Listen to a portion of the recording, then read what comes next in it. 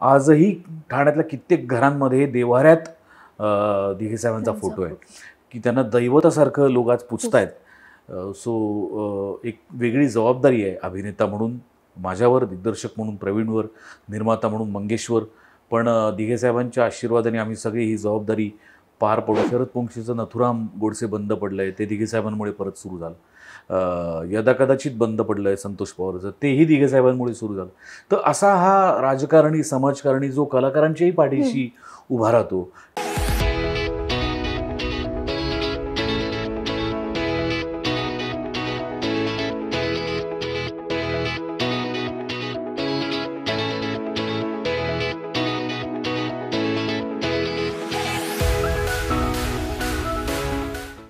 नमस्कार, मी प्रज्ञा म्हात्रे. आपण पाहताय पीपिंग मून मराठी.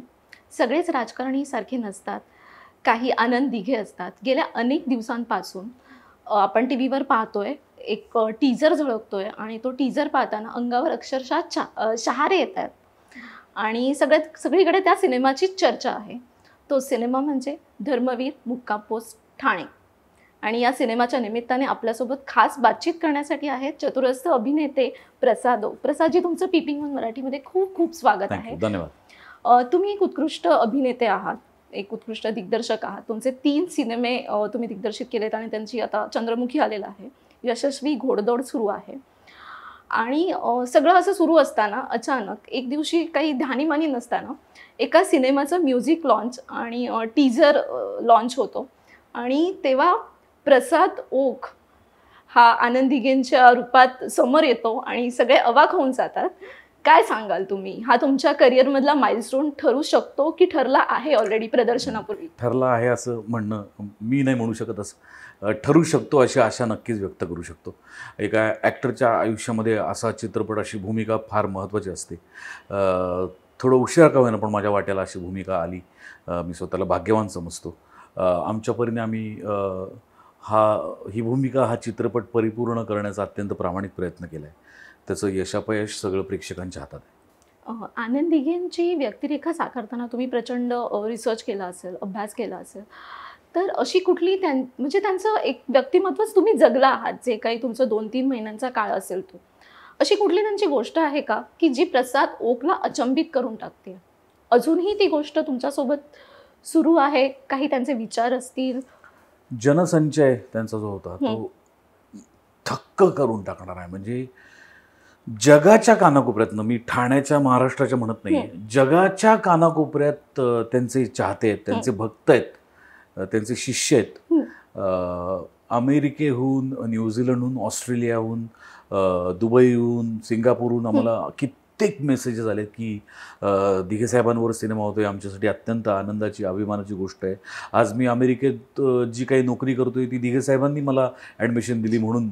अशा पद्धतीचे अनेक मेसेज, अनेक प्रतिक्रिया आम्हाला आलेल्या आहेत, येत आहेत. त्यामुळे त्यांचा जनसंचय आणि त्यांनी लोकांसाठी केलेलं काम, लोकांना केलेली मदत आणि हा सगळा प्रवास हा थक्क करून टाकणार आहे. तुम्ही स्वतः एक दिग्दर्शक आहात, तर तुम्ही या सिनेमाकडे कसे पाहता? मी दिग्दर्शक आहे, पण या चित्रपटात मी अभिनेता आहे. त्यामुळे या चित्रपटाकडे पाहण्याची माझी नजर खूप वेगळी आहे. दिग्दर्शक म्हणून प्रवीण तरडेंनी एका विशिष्ट नजरेने हा सिनेमा ऑलरेडी पाहिला आहे, ऑलरेडी लिहिला आहे आणि बनवला आहे.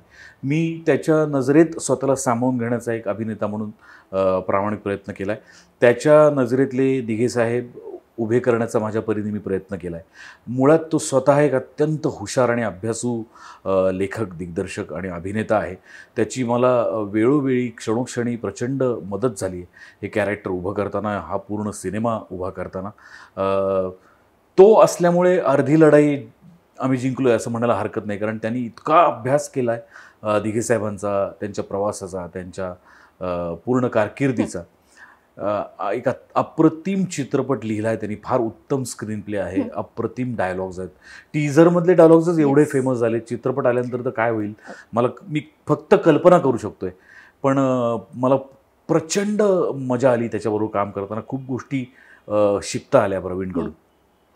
प्रत्येक शहराची एक संस्कृती असते, सामाजिक, राजकीय. जशी पुण्याची आहे, नाशिक, नागपूरची आहे, तशीच मुंबईलगतच्या ठाण्याची सुद्धा आहे. अनेक राजकीय घडामोडी ठाण्यात घडतात, घडून गेल्या आहेत आणि अजूनही सुरू आहेत. राजकीय सूत्र हल्ली जातात.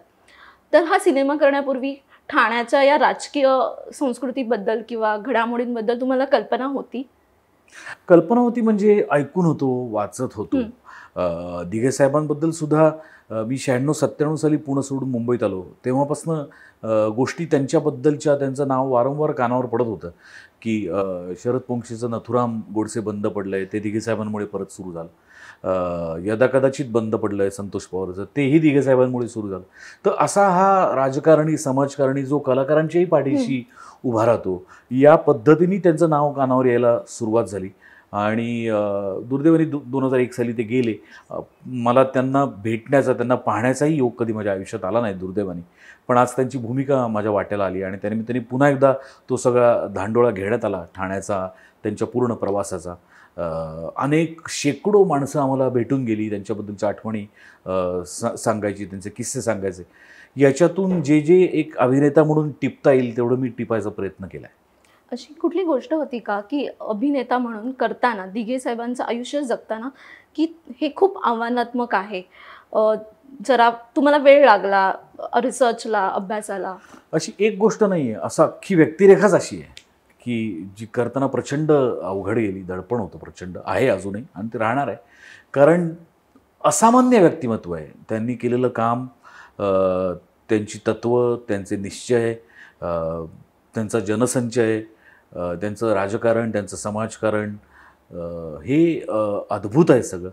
आणि त्यामुळे ते सगळं अभ्यास करताना, वाचताना, जाणून घेताना, पाहताना क्षणोक्षणी अंगावरती काटा येत होता की किती या माणसांनी काम करून ठेवले. आणि आजही ठाण्यातल्या कित्येक घरांमध्ये देव्हाऱ्यात दिघे साहेबांचा फोटो आहे की त्यांना दैवतासारखं लोक आज पुजतायत.